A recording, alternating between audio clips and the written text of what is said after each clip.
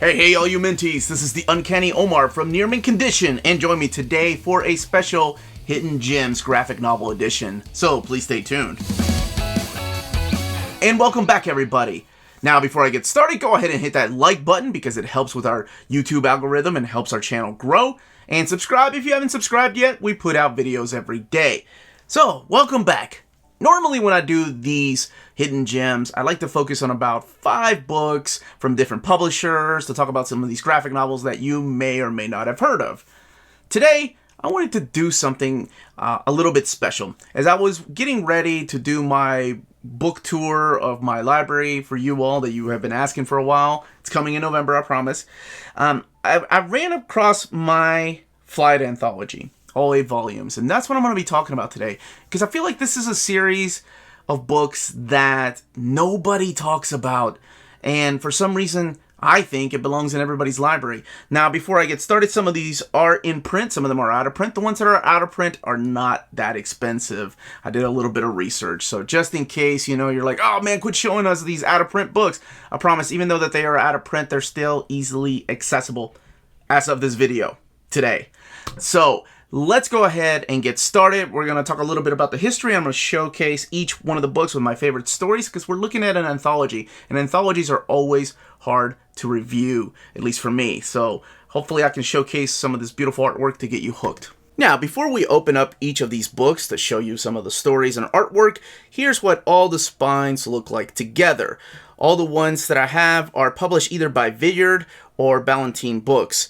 The first 2 were originally published by Image, but before I get carried away with the history of Flight and its creator, let's go ahead and start looking at Volume 1. So here is Volume 1 of these 8-volume anthology. Here's who all the stories are by, and this all started, like I mentioned, in 2004, when Kazu Kibuishi, who is one of the artists here, decided to make an anthology of just stories that are related to flight.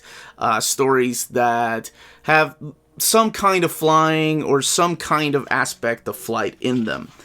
Some of them range from like 2 pages, some of them are a page, some of them are 20 pages long, enough for the artists and writers to tell their stories. A lot of the writers and artists that are collected in these are just graduates or still going through art school. Some of them have never had any art training. Some of them eventually blew up, and you may recognize some of these names in the world of comics these days. And that's what I love about these books. I revisit these books all the time. There's some of my favorite books that I have in my library, and I'm hoping that after you look at these, you may add a couple to your library too, because I think they're important. This is my kind of storytelling. This is an anthology series. No story has to do with the previous one or the one after, and that's what I enjoy the most about these. You could just pick one up at random and pick any story to read. Some of them have words, some of them don't. So this is Volume 1, and Volume 1 is the thinnest one. This one's only 208 pages, but this is the story I wanted to pick out. This is Formidable by Bengal, who you probably recognize. A lot of Bengal stories have been translated into English by Magnetic Press. So it's the story of a blimp and the battle that is happening inside of the blimp. This one I think is only 8 pages long. And there we go. So that's it. I mean, that's the hook. The hook is, to me, the artwork. Let's keep going with Volume 2 so I can showcase some of that. Now we have Volume 2. Check out that cover. That is beautiful. And sometimes the covers do feature characters that are in the book, and then sometimes they just feature some kind of flight. Look at this. This one has 432 pages. I was going to say, look at the content. And this one starts the Michael Cagney storyline. Remember when I said these stories have nothing to do with each other? This is one of the few that continue on. This one goes through all the way to Volume 7. But this is the very first time we meet this little character named Rex. And I am not going to spoil what happens. It's a cute little story. It's sad. But that's not the story I wanted to pick out for this collection. Let's see if I can find... Aha! Here we go. Man, do I love this story. This is Robot and the Sparrow by Jake Parker. This was originally published in 2004, like I said, by Image Comics. But then Kazu decided that he wanted to make sure that these books were available in the book market. So he took it to the folks at Ballantine Books. And I think they're part of Villard Books, and then eventually Del Rey and Random House. But I just wanted to showcase this. This, to me, is adorable. And you're probably asking yourself what it has to do with Flight. Actually, this one does have something to do with Flight. But the more you get into these volumes, the less and less they start focusing around the central idea of Flight. And Sonny Liu's an amazing artist, too. And more so on just the characters and the stories that they want to tell. And let's keep going. I just want to showcase some more of this artwork. Because, I mean, you're looking at penciled artwork. You're looking at... That is Becky Cloonan, if I'm not mistaken. That looks like her artwork. Look there. Yeah. Damn, I'm good. So, yeah, this is before Becky Cloonan blew up, right? This is before Gotham Academy. This is before all her work that she's done at DC. It's just a little independent thing that she did for this anthology. And it's so cool to go back and check out what these artists were like before they blew up. We're going to keep going here, but I just wanted to showcase... I mean, I could do a damn spotlight on each of these books. They're just that gorgeous and mean that much to me. But let's keep going. Here's the first collection that was originally printed by Ballantine Books, and that's how I have it, when he decided, like I said, to take it from Image. And all of these up to Volume 7 start off with the story of little Rex here. I think that's his name, if I'm not mistaken. And I better skip that because I don't want to ruin that for anybody. There are animation artists that have worked at Disney, that have worked at Nickelodeon. A lot of Canadian artists that I think actually he might be Canadian, and that's why there's a lot of Canadian talent behind this too. A lot of, like I said, storyboard artists or just artists that have moved on to comics. This particular volume, Volume 3, has 352 pages. And the stories range here too. So here's Kazu Kibuishi doing the colors for this particular story. They range from just all ages, or they go all the way to some adult themes. Nothing too rough, nothing over violent or anything. Well, there are some that might be too violent, depending on how you raise your kids. I would be okay with my 11-year-old reading these books. The one that I wanted to point out in this particular volume, though, is back here, and that is called The Edge. This is by Ben Hatke, and I don't know why this one stands out to me. I find it enjoyable to look at, to read, and he has this really, simplistic style. Almost reminds me of, like, Calvin and Hobbes. But the story really lures me in every time I read it. There's a deeper meaning to the story that's going on than what is on the top layer. And it gets me every freaking time. Like, once you start reading it, and I did it again, once I started reading it, I couldn't put it down. So... it's wonderful stories like this that make me glad that I have this in my collection. I can't show the ending, so I'm just going to fast forward like a freaking VHS. Did want to showcase some of this stuff here. So you find artwork like this. A lot of these people also went on to become artists for video games or concept artists, so it's really cool to see their beginnings. Let's look at Volume 4.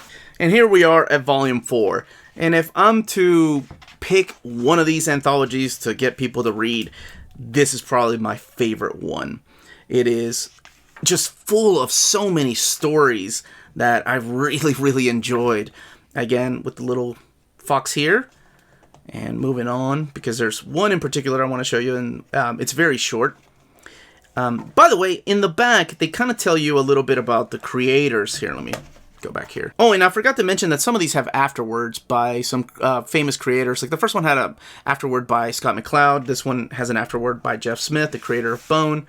And back here is where you'll find the contributors for each volume. They show you a picture, which is really nice, a photograph of them. And then, of course, what they are doing these days or what they're famous for. He also created, I forgot about this, a Flight Explorer, which is an anthology, but more for kids. That was geared more towards kids. And you may have heard the name Kazu Kibuishi because he's the creator of a series called Amulet. And I remember my oldest daughter, when she was about 4 or 5, really getting into those. There's a whole series. But that's an ongoing story. It's not an anthology. Here, let me show you the one that I like, and you'll know why for a reason. And here it is, Cortina by Fabio Moon. You all know how much I love and praise Day Tripper. Well, this is just a like 4 or 5 page little storyline about a couple that meet each other during a wedding, and they're dancing, and really has nothing to do with flight, I guess, unless you're swooping somebody off their feet.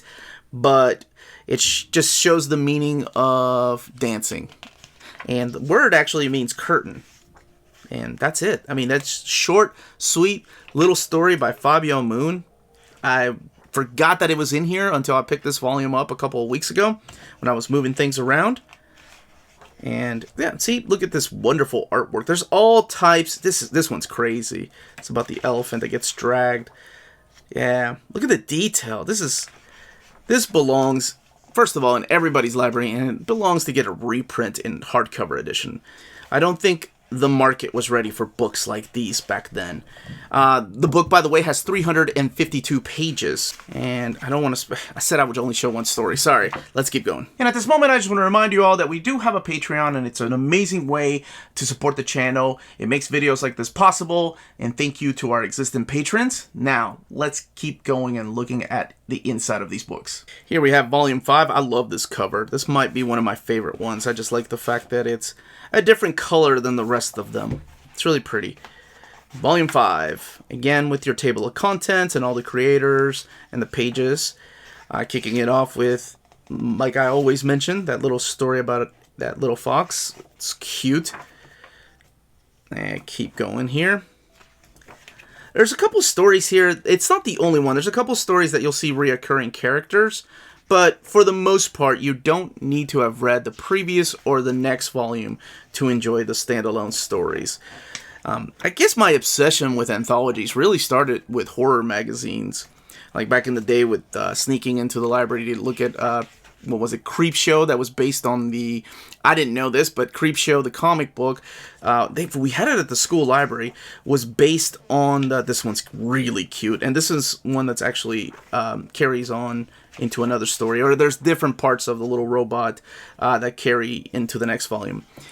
Yeah, we had a copy of Creepshow, which was based on the movie, which at the time I didn't know was based on Tales from the Crypt and Haunt of Fear and Vault of Horror.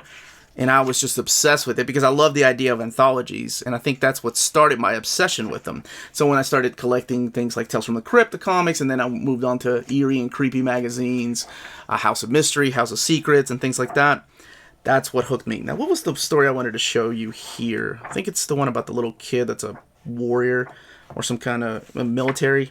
Here we go. And They Called Me Big Dome. The Aeronautical Adventures of Miles Preston Thackeray III. Man, that's a mouthful. Flowers for Mama is what this chapter is called. It's the only chapter in all these books. As dutifully related by Paul Rivoche. I don't know if that's how you pronounce the gentleman's name or not.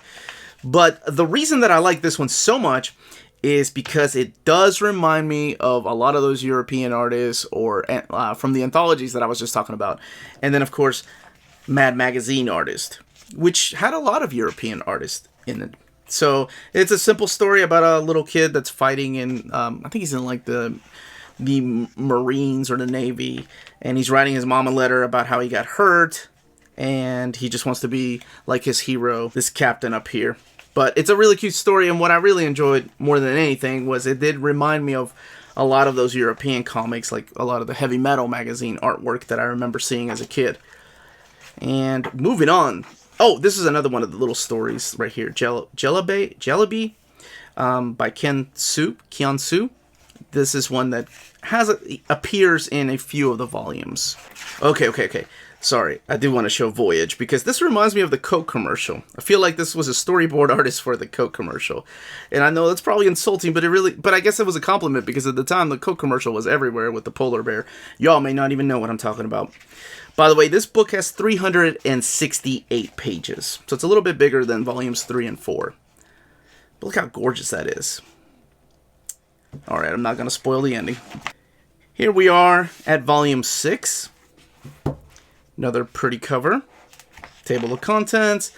And you know what? I'm going to go ahead and show you what Kazu Kibuishi's artwork. Yeah, here we go.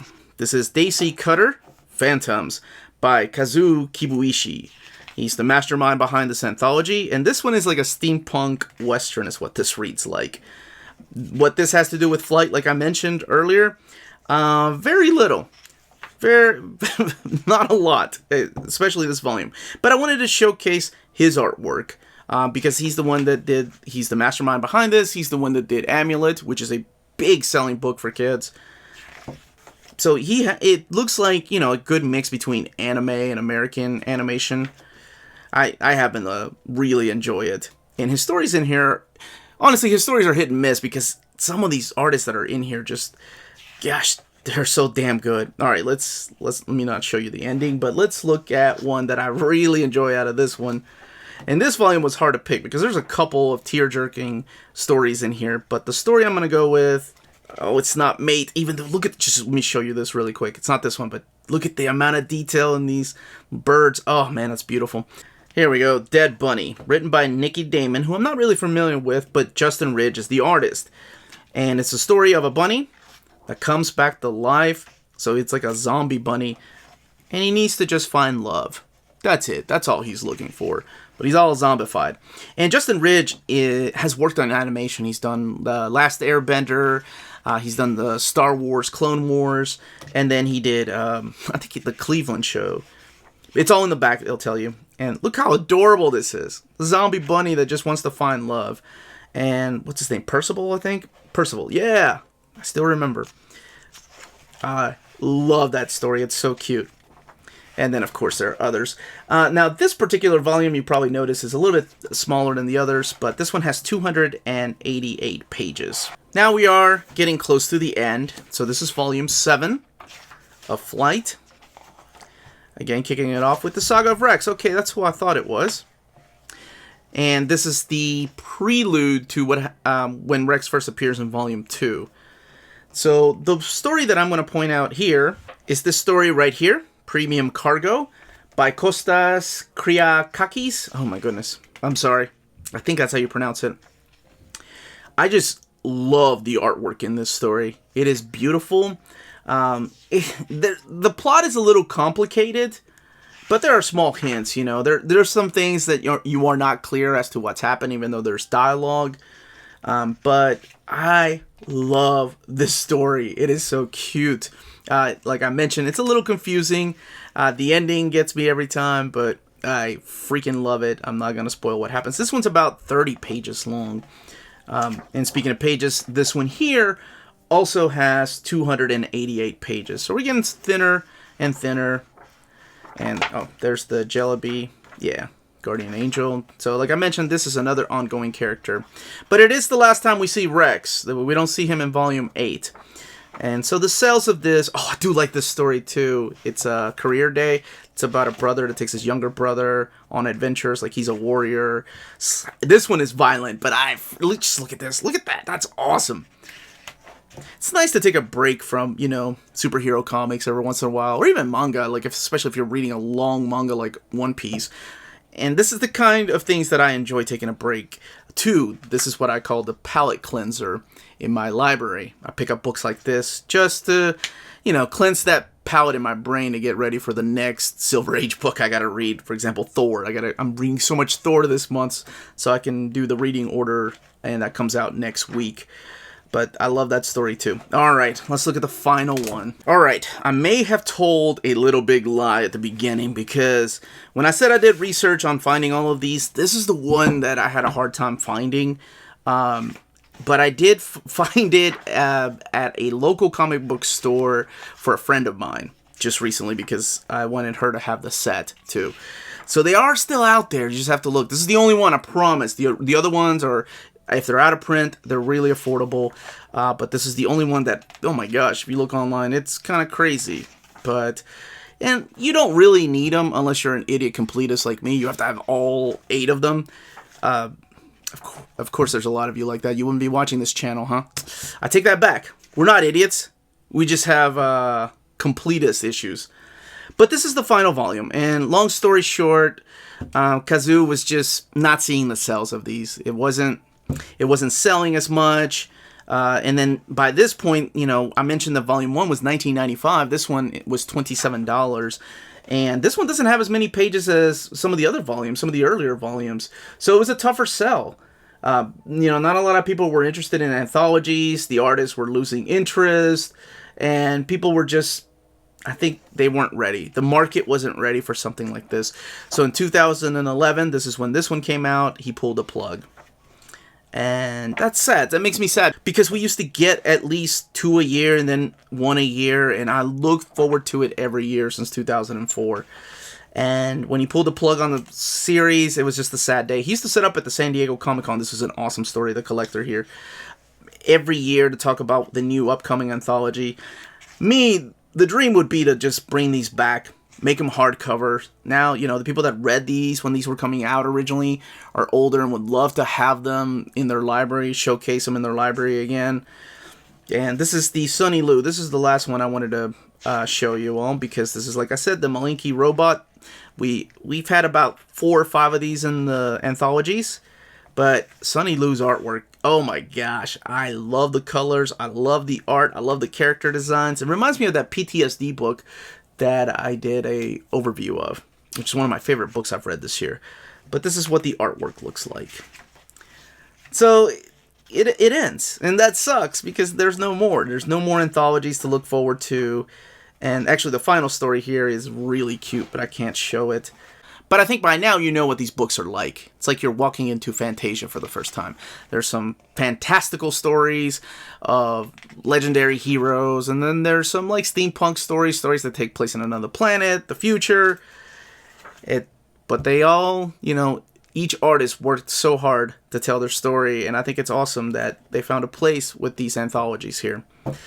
This one has 282 pages and wraps up the Flight Anthology series. And that, as they say, is that. Now, the books that are in print you can find from our sponsor, CheapGraphicNovels.com, your online source for collected editions up to 50% off retail price. Cheap Graphic Novels prides itself on excellent packaging, so your stuff gets to you in excellent condition, and they have amazing customer service. Check out their bargain deals for up to 90% off cover price. And for all you Minties that are watching, if you're a first-time customer, don't forget to mention that Near Mint Condition sent you their way for a promotional credit on free shipping on your next order. Now, this is only for U.S. customers. CheapGraphicNovels.com, your source for the hottest books with deep discounts, customer service, and excellent shipping that will keep you coming back for more. And that is the Flight Anthology.